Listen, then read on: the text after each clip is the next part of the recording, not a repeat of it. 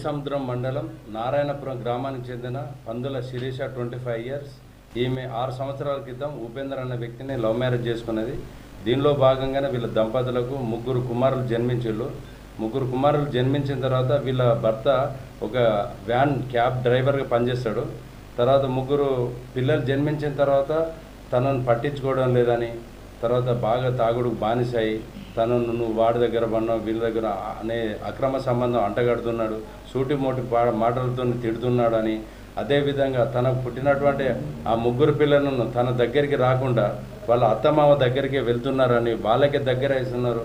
అసలు నా తల్లి ప్రేమ అనేది నా దగ్గర చూపెట్టట్లేదు, తర్వాత నా భర్త కూడా నన్ను మంచిగా సరిగా చూసుకోవడం లేదు, నన్ను పట్టించుకోవడం లేదు, కాబట్టి నేను బతికి వేస్ట్ అని జీవితం మీద విరక్తి చెంది ఆ శిరీష ఆత్మహత్య చేసుకోవాలని అనుకున్నది.